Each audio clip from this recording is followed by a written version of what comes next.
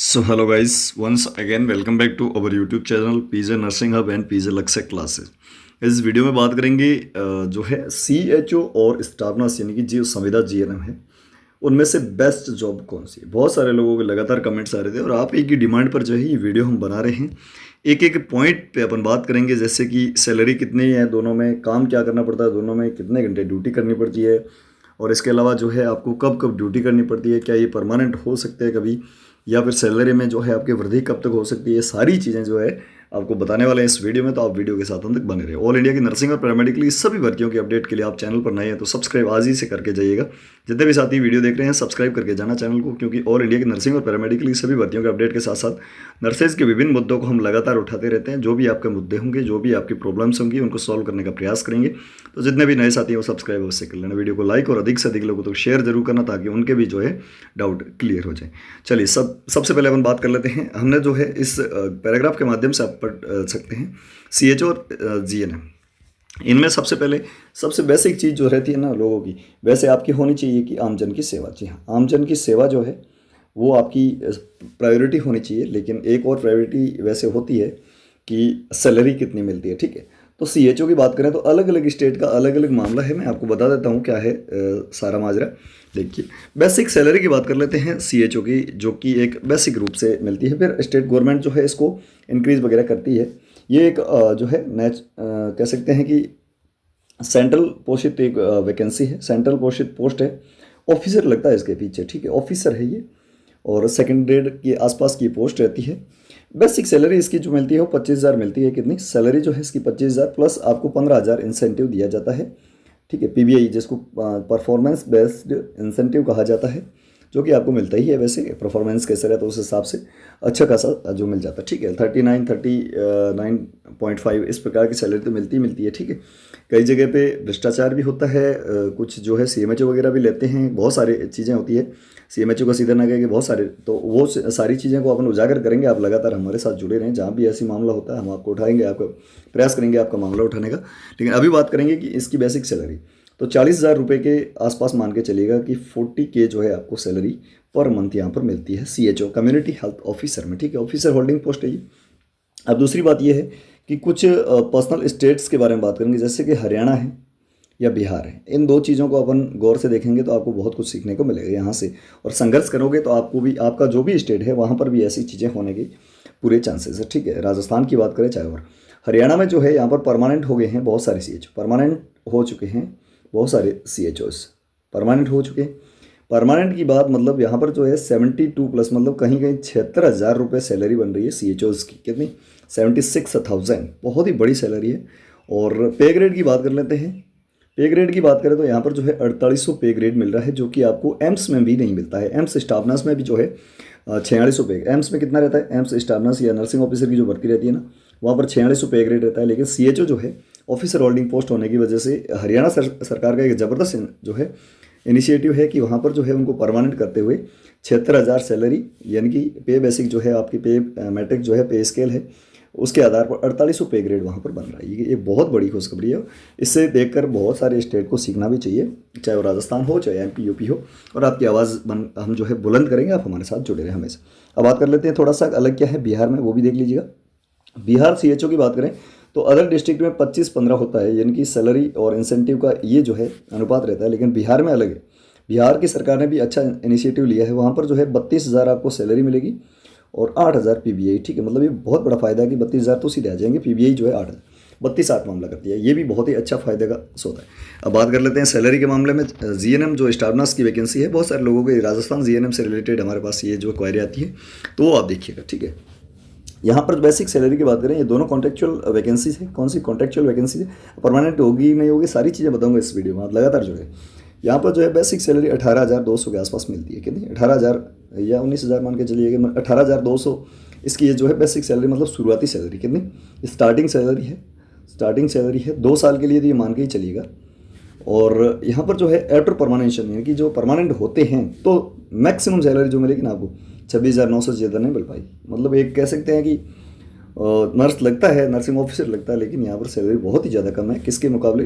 आधी है CHO के मुकाबले। अब बात कर लेते हैं कार्य क्या रहते हैं। ठीक है, यानी कि इसके जो है काम क्या रहते हैं। सबसे पहले सीएचओ के काम देखेंगे अपन। ये जो है HWC यानी कि हेल्थ एंड वेलनेस सेंटर, जिसको अभी जो है आयुष्मान आरोग्य मंदिर AAM, ये आम, ठीक है, आम की खेती में नहीं, AAM आयुष्मान आरोग्य मंदिर, या अपन इसको पहले कहते थे सब सेंटर, क्या कहते थे, सब सेंटर। वहाँ पर आपको पोस्टिंग दी जाती है एज ए ऑफिसर, ठीक है, वहाँ पर जो है पोस्टिंग दी जाती है। काम क्या है वो भी बताएंगे, ठीक है। यहाँ पर जो है आपको काम में 2 दिन की OPD लगती है, कितनी, 2 डेज़ की लगभग OPD लगती है। इसके अलावा आपको सुपरविजन का काम करना पड़ता है। सुपरविजन मतलब आपके अंडर में जो है वहाँ की जितने भी उस गांव की आशाज है, आशा जो है वो आपके अंडर में काम करेगी, ANMs जो है वो आपके अंडर में काम करेगी, ठीक है। ये सारे काम आपको कर रहे हैं। और ऑफिसर होल्डिंग, वहाँ पर आप जो है मेडिसिन दे सकते हैं। मेडिसिन जो है डायरेक्टली पेशेंट को देख सकते हैं। OPD मतलब आउटडोर पेशेंट, जो आपके डिपार्टमेंट होता है वहाँ पर आपको जो है काम करना होता है, और आप वहाँ पर 2 दिन की OPD लगा सकते हैं, और वहाँ पर आपको मेडिसिन वगैरह जो है वो डिस्ट्रीब्यूट आप कर सकते हैं, ठीक है। इसके अलावा सुपरविजन करेंगे आप आशा और ANM के जितने भी जो है वहाँ की जो पॉपुलेशन होती है, उस पॉपुलेशन पर जो है बहुत सारे सर्वेज होते हैं। तो वो सर्वे क्या सही कर रही है कि नहीं कर रही है, ऐसा सहयोग नहीं, और ANMs वगैरह, तो वो भी आपको देखना पड़ता है। अब बात कर लेते हैं GNM, जो संविदा नर्स है, उसके क्या काम होते हैं। तो उसके काम होते हैं बेड साइड जॉब, ठीक है। बेड साइड यानी कि आपकी जहाँ पर भी ड्यूटी लगेगी, कहाँ लगेगी वो भी बताऊँगा, ठीक है। यहाँ पर जो है ड्यूटी लग सकती है आपके sub divisional hospital, sub divisional hospital, PHC यानी कि प्राइमरी हेल्थ सेंटर जो होता है, या CHC, इन तीनों में कहीं पर भी लग सकती है। लेकिन करना क्या है कि डॉक्टर की प्रिस्क्रिप्शन के अनुसार आपको जो है वहाँ पर काम करना पड़ता है। डॉक्टर जो लिखता है वो दवाइयाँ आपको वहाँ पर जो है चाहे इंजेक्शन हो चाहे दवाइयाँ हो, वो आपको लगानी होती है। बेड साइड काम है, बहुत ज़्यादा बर्डन भी है यहाँ पर। फिर जो है नेक्स्ट ड्यूटी टाइम क्या रहता है, ये बहुत ही इंपॉर्टेंट है।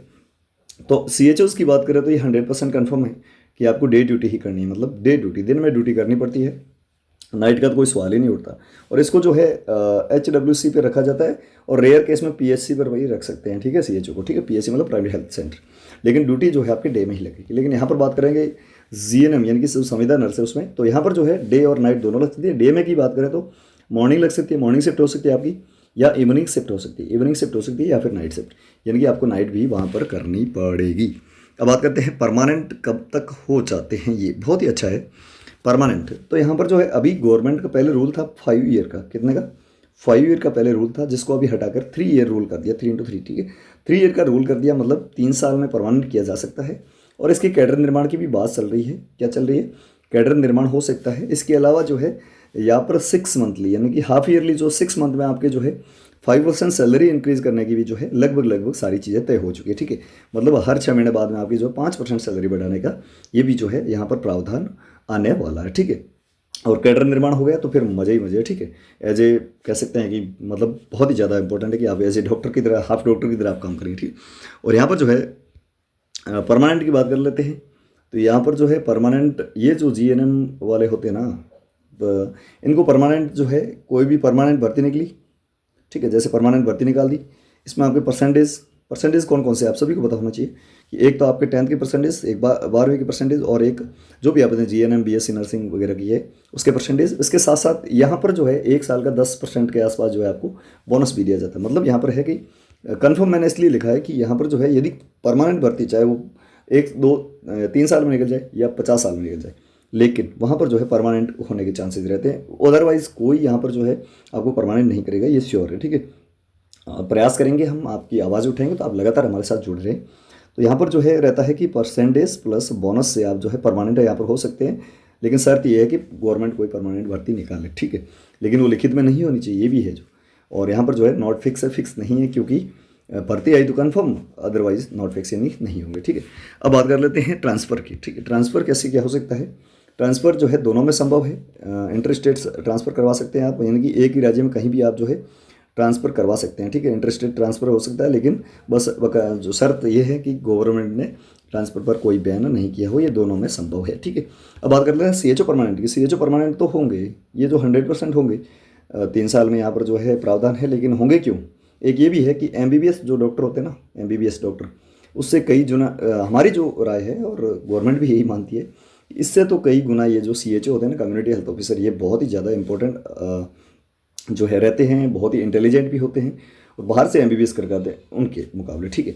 दूसरी बात यहाँ पर जो है डॉक्टर्स की कमी को देखते हुए, डॉक्टर्स जो है MBBS डॉक्टर जो मेडिकल ऑफिसर है वो नहीं मिल पाते हैं बहुत ज़्यादा। तो जो ग्रामीण स्तर पर की बात करें तो ग्रामीण स्तर पर जो है वहाँ पर जो है हेल्थ केयर सिस्टम जो होता है और हेल्थ केयर डिलीवरी जो है इसको इम्प्रूव करने के लिए यहाँ पर CHOs को तो 100% जो है आपके परमानेंट किया जाएगा।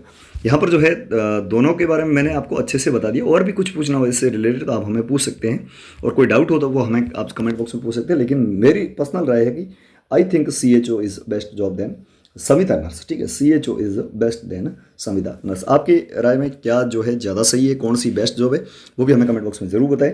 और कोई भी क्वायरी हो तो आप हमें पूछ सकते हैं कमेंट बॉक्स में। मिलते हैं नेक्स्ट वीडियो में, तब तक के लिए बने रहे हमारे साथ। चैनल को नए सब्सक्राइब, ऑल इंडिया के नर्सिंग और पैरामेडिकल सब बढ़िया न्यूज़ अपडेट आपको मिलती रहेगी। वीडियो को देख सकते लोगों तक शेयर करते हुए चैनल को नए सब्सक्राइब और वीडियो को लाइक कर दीजिएगा। Thank you so much. जय हिंद, धन्यवाद।